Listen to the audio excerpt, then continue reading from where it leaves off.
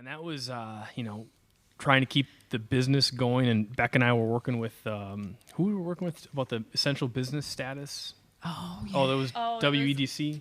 All over the place. We were writing letters Yeah. and mailing them out and 'Cause emailing people, because no one knew. Nobody knew how crazy it was going to be. I don't want to say we were panicking, but Yeah. we didn't know if tomorrow they're going to tell us to shut the doors. Right. Like, did we need to explore a different avenue? Yeah. And we were looking at like public bid boards for other types of forgot about other that. types of products that we could make, because the whole goal was just keep people working. Yeah. Like keep the machine going. Like just do whatever we can to to be safe, but also keep things going. So yeah, we were looking at in your industry, piping, and because we do a lot of welding and machining and on aluminum tubes and pipes, but there are all these RFPs in Milwaukee they weren't quite light poles, but it's all a lot of the variation of the same thing. So, but it was certainly an interesting time, and you being in the operations side at Ahern, I'm sure has been similar. So what did that kind of feel like 2 years ago when a lot of this stuff started to happen? We went through the same question marks, I think. Yeah. Fortunately, the leadership team there is fantastic, and we're very transparent and saying the exact same things Yep. about, hey, priority is keeping people safe, Yep. and then doing what we need to do to service our customers. Yep. It's from life safety industries who we manufacture for, so it was this balance between what are we going to be able to do and what still needs to happen, so the customers can function. Absolutely. So it was very interesting to see how much of it was going to happen. There's so many people who can't do their job not at the workplace or on a job site or servicing a customer. And it was, how many of those are going to remain open and accessible versus how do we keep our people safe on site? So I think that's been one of the interesting things to try and wrap my head around is if you're not in manufacturing, if you're not in construction, I think a lot of people have this idea that everybody on the planet can just work from home and products are going to show up, fire protection systems are going to show up, and it's like that is just not the way things operate. They're made somewhere, and then somebody's got to get them there, and then somebody's got to install them or service them. Yeah, So. and you guys do it all. And I was on we've used Ahern in our facility for a long time on the fire protection side of things. I didn't realize how much manufacturing you guys do. So it's kind of interesting. We're in the manufacturing construction business, but we're typically just we're providing products. We're not doing the installation, but you guys have a fabrication team, fabrication department, and you're doing the installation. Yeah, the way I love to describe it to people who, unless you own a building, really, probably, or in construction or a municipality, that uses our services, you probably don't have any idea what we do. So when I talk to people in fleet or logistics and just try to explain what industry I'm coming from so they have the context of that, it's anything that runs through a pipe, we either design it, manufacture, fabricate it, install it, or service it. And then people sort of start to get their head wrapped around okay, that's plumbing systems, that's HVAC, that's industrial process wastewater work, that's fire suppression, and then all the little stuff that goes with it. But then they go, oh, okay.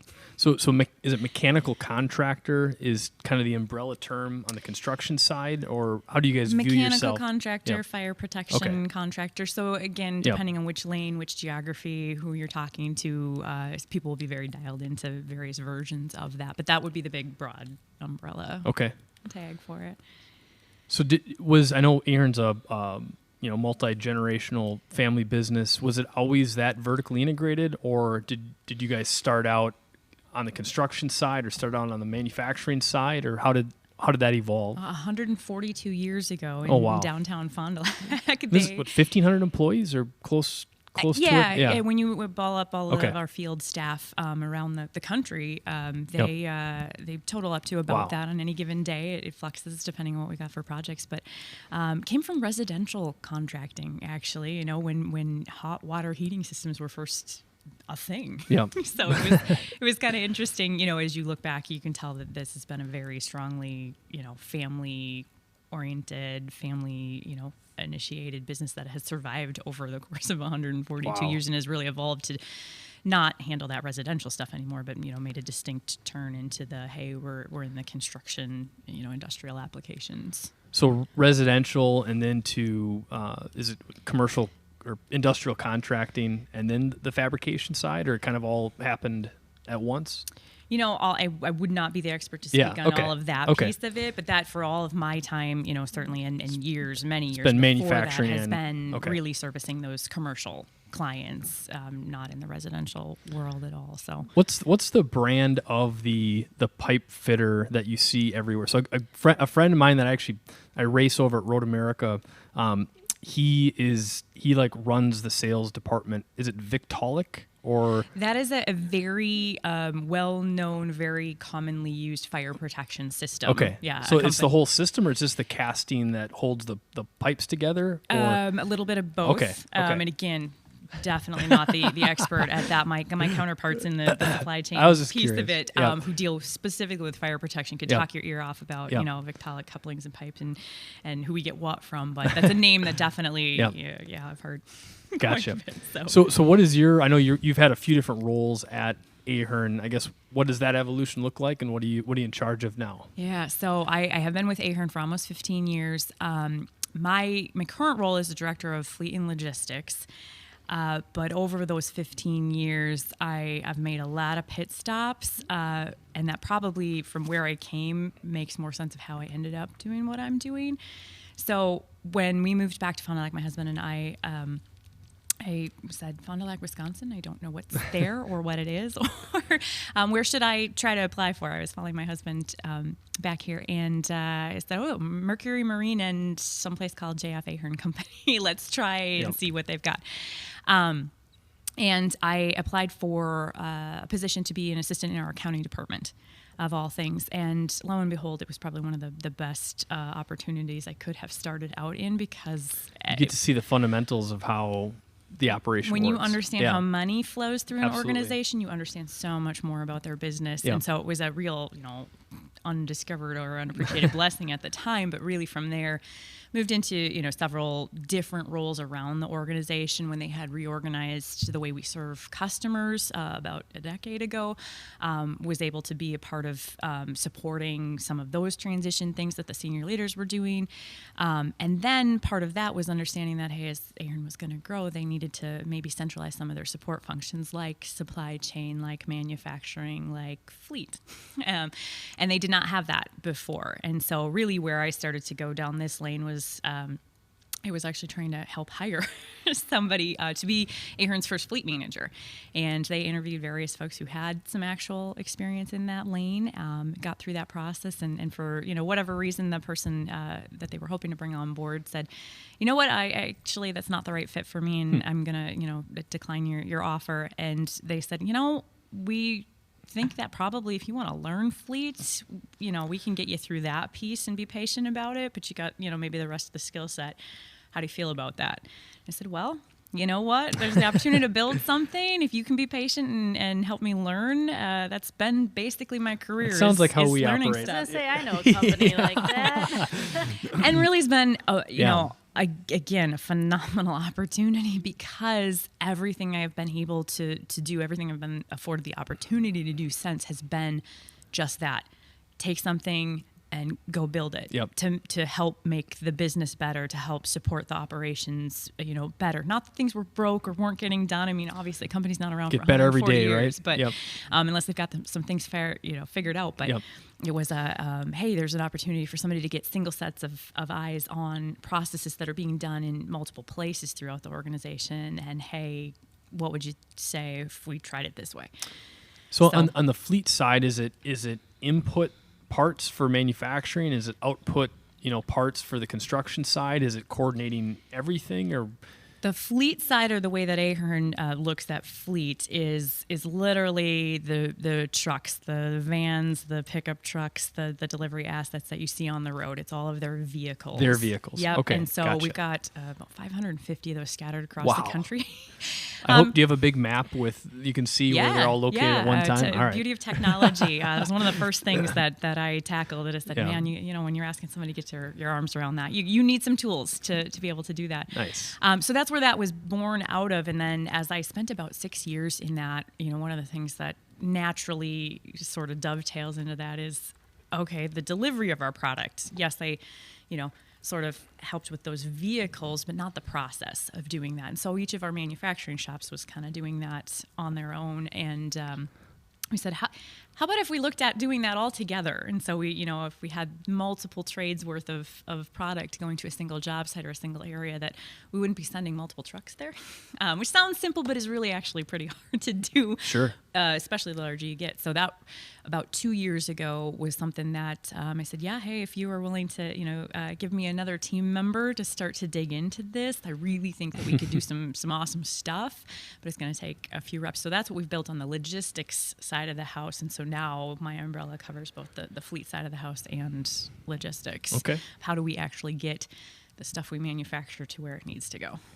Yeah, it's funny they say necessity is the mother of all invention, and the last 2 years for us, there's been a lot of inventing because of the COVID era, and you guys, have done that as well. But freight and logistics and trying to get parts here, and then trying to figure out a way to get a 35-foot chunk of metal across the country to a job site, that has been an extreme challenge. But we have, because of that, we have built out some really cool tools as well. For a while, we kind of put together our own little logistics team here in Wisconsin. We were driving around to all of our vendors to help them coordinate with their vendors. If we have a metal fabricator that sends it to an anodizer, that sends it to a powder coater, their systems were plugged.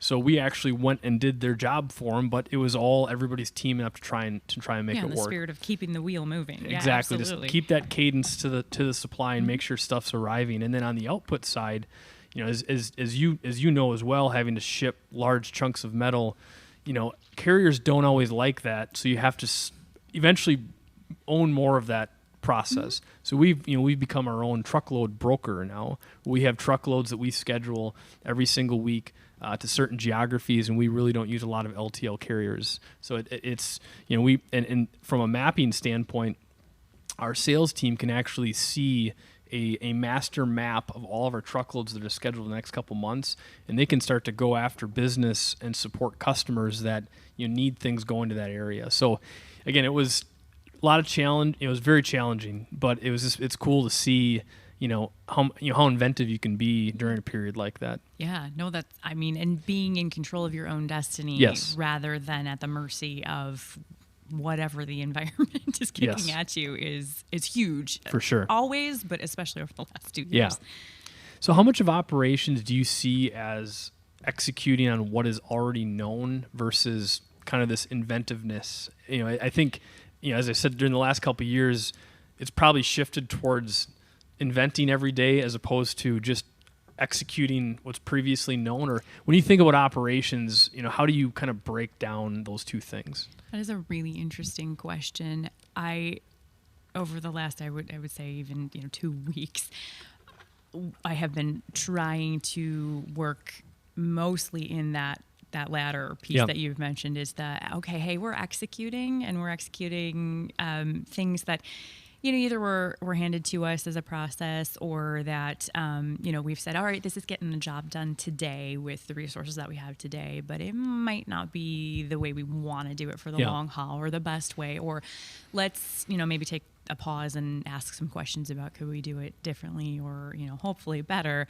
But that's so hard when it takes time, it takes energy, it takes the willingness of other folks to come to the table. Because you've already kind of promised people directly or indirectly that this is how the way things are. Yep. And then people expect that to always happen, and it's difficult at some times just to say, what, these were the marching orders on a Tuesday, but Thursday we're going to go the opposite way. Yeah, and or just getting right? people to come along with you on that journey, sure, even if it's just answer the questions or have the open mind. But oh my gosh, isn't it so worth it when you get to that point? And it's not okay, look what we did. It's more of hey, look what. How much better this could be for everybody when we're all, running in the same cadence, in the same direction. It just feels so much better. And I think it also, it very much depends on how much time passes from the initial big idea and the big change until they actually see the fruits of the labor. And we made a couple huge changes last year, and, I knew people were quite skeptical, which a lot of times, that's just the way it is. But if you can really speed up the implementation, it's like, oh, that's that's what you're getting. Yeah, at. because it feels so good when you go, Yeah. I get it, and I don't have to worry about it, and they proved it, and you Made know, my life easier, right? Exactly. Yeah, we've been through various iterations of that over 2 years, and it does feel good to get some of those successes. Yeah.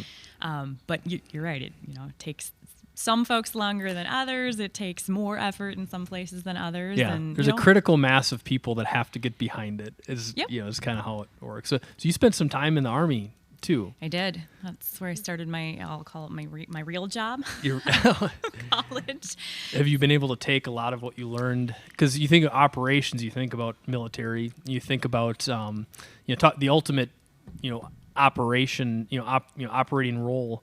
How do you see similarities between what you learned there and now what your role is? Man, I did not appreciate it at the time, and I'll tell you that. But so backing up a little bit, I went to school. I went to Marquette University for advertising and marketing. Big fan.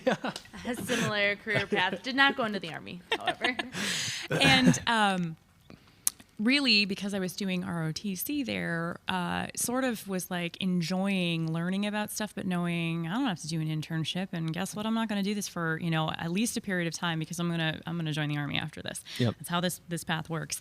So I have not used that degree a day in my life, I like to say, but it has shown me that okay, that means you can just go after whatever it is, learn that, do that.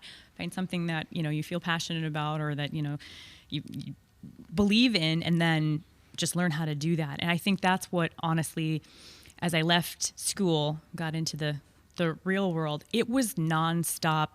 Hey, you're just supposed to know how to figure this out. Yeah. As a leader in the Army, they don't tell you that part when they're sort of grooming you, but you're not the one taking marching orders if you're on the officer side of the house. It was like you're expected to kind of know what you're supposed to be doing. Yep. And while I'm being a little bit facetious about the training. Yes, they're preparing you to lead other soldiers, but some of the things, the mundane things, like one of my first assignments at my first duty station was, you're in charge of this unit's budget. I haven't balanced my checkbook in a little bit. Well, it helped with your future accounting role, though, right? It sure did. And so that's what I mean when I say I didn't appreciate it at the time. Yeah. But my whole adult career, so to speak, has been an exercise in going, I don't know how to do this, but I got to figure it out. And I got to go find the people who are smarter than me, who can tell me maybe where I should not misstep, and where to go find my resources, and then put my own spin on it and make it mine, and just go. Do you think that's a personality thing? Like some people are more comfortable operating in that environment, and some people want the clear marching orders of. Absolutely. Yeah. Okay. And now later in life, as a manager of a team, a great team, we've been very, very deliberately clear about the type of people for my team, because we're building things. There is no instruction manual. If I come in and try to tell somebody, well, I'm going to be able to on day one give you the process map for all the things we do. Yeah. If you need that, you won't be comfortable here. Yeah. You will be stressed out, and you will probably not enjoy your job at all, and quite likely be very frustrated. Yep.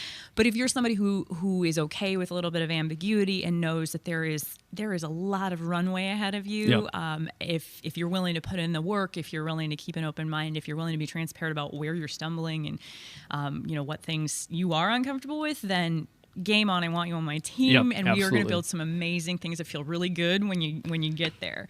And I think it's interesting to hear you say that, because that's very much how myself and a lot of people operate here. And I think acknowledging that not everybody operates that way is important. But also, if somebody's going to be on a particular team with a particular person, they kind of got to have some of those characteristics for them to be comfortable. And you need all of those kinds of people in most organizations for it to run. You just have to be really, really clear about, hey, this particular role needs this skill set and this appetite. Going to be a little chaos, right? Yeah. and I don't know. I've just found over the years that you're doing a huge disservice to everybody involved if you're not really transparent about that. So it's always served me pretty well of being blunt to the fact of, hey, we just. It's as much about you could be the most talented, smartest, well-educated, and experienced person, but if this isn't the right fit, you won't enjoy it, which means you probably won't be super productive, and we'll all not be happy about that. No, I you're speaking our language. Some right guy had a conversation like that with me in this very room. Yeah. Except there was no furniture. There was no furniture. There was Yeah, folding chairs.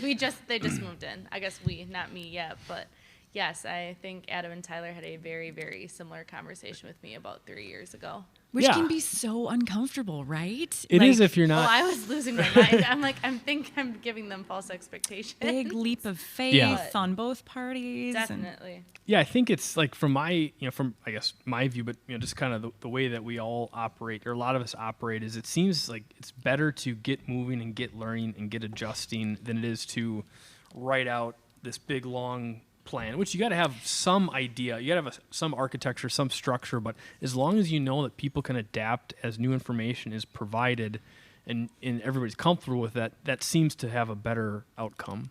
What's the adage? The only constant is change. Exactly. So Exactly. you can build the best plan in the world, and it will be null and void in 24 hours. Yep. So let's take your energy and focus it on, the skill of being adaptable, the skill of, foresight and trying to stay ahead of things and not rigid business plan. Exactly. Some structure, yes. Yeah, a little bit of structure, right? Just don't look at me like that. Jeez. I love structure. I thrive That's within true. it. They're pushing me outside my comfort zone. It's good for me. And you push me out of my comfort zone too. What? No. Well, I think it ebbs and It's- flows it too does. at different points in your career and your life, and depending on what you've got going on Yep. in the work world and the home world and all those things. There's appropriate times to say, Absolutely. hey, I need that level of consistency and structure and process versus, man, I'm ready for all in running at this thing, using the creative side of my head, that kind of stuff. So I don't. There's definitely not a wrong way. Absolutely. to go Yeah, and like you said, it kind of swings back and Yeah. forth. Yep.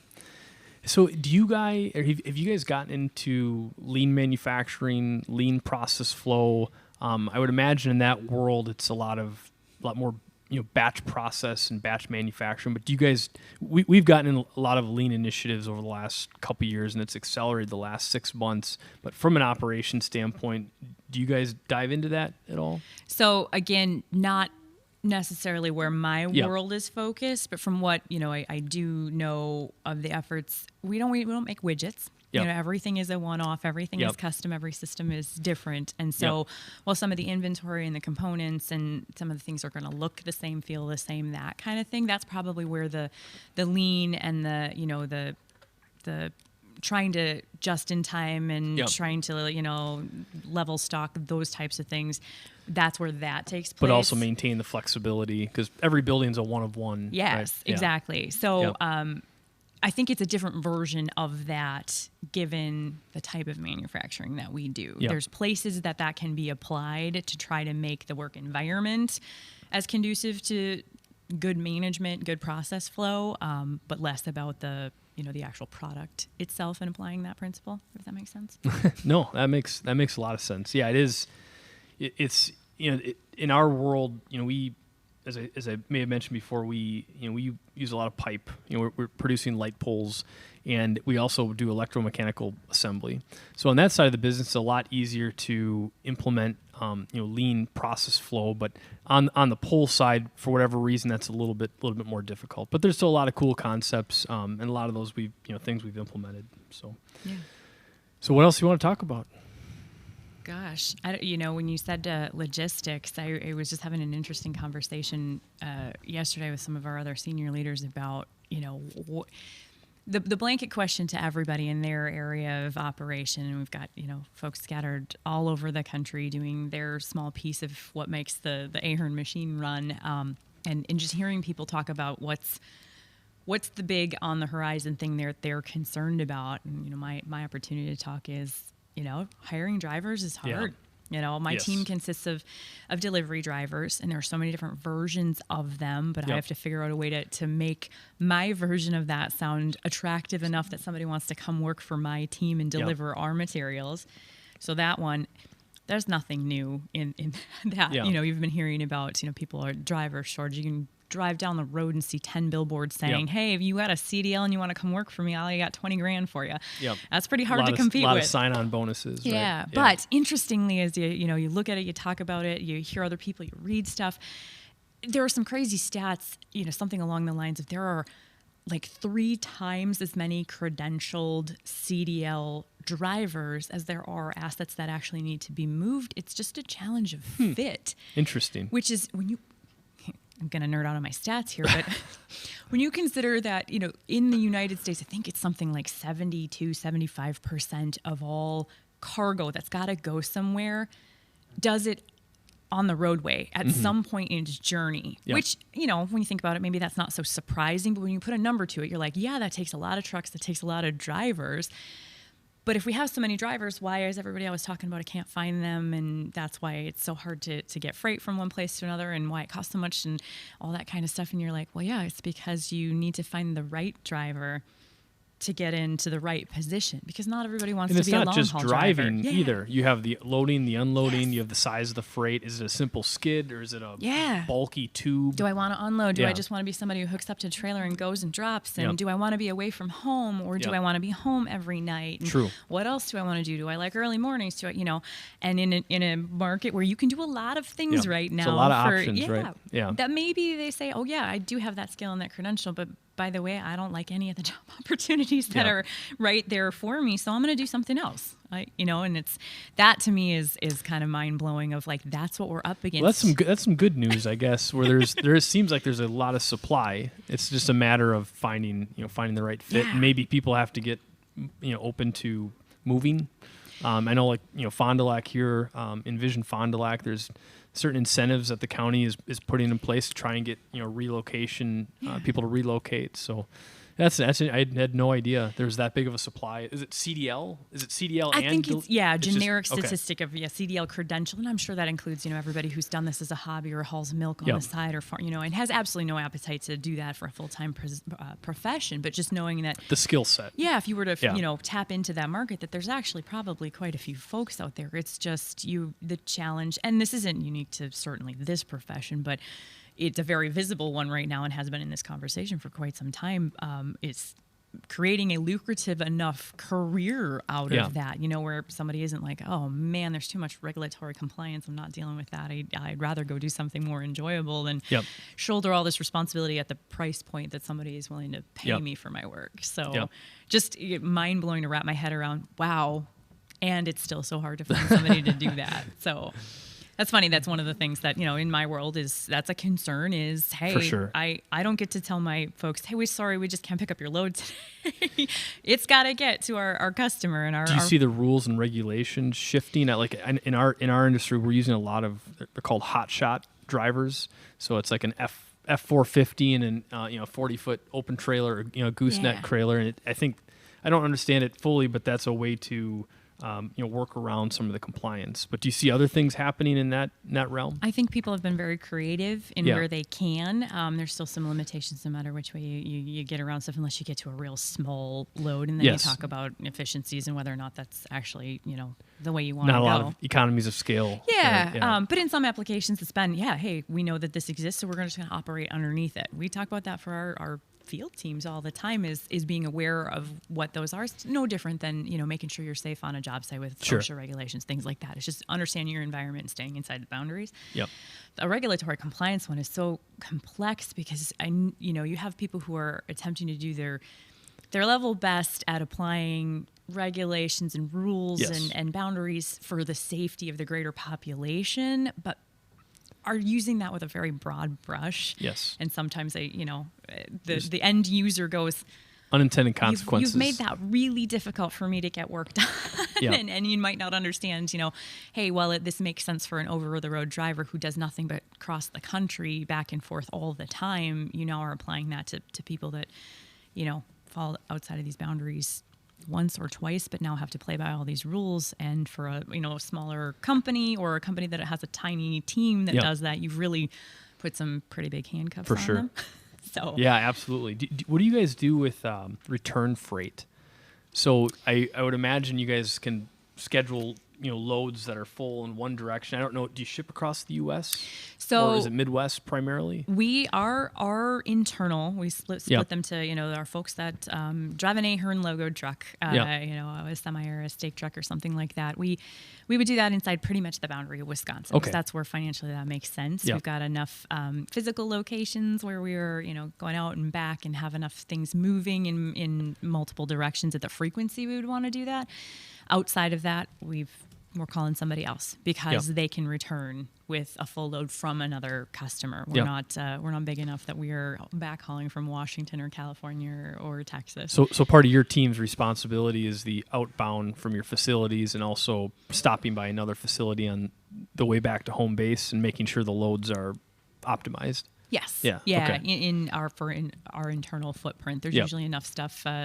Hey, this is staged at our shop. This needs to get back to Fond du Lac, to home base, all that kind of stuff. So, have you ever seen that Mythbusters episode where they try and prove if it's faster to do only left turns within? Like the UPS drivers? Yeah, the UPS driver. I've not seen it, but I've heard of the concept. That was. I think it is.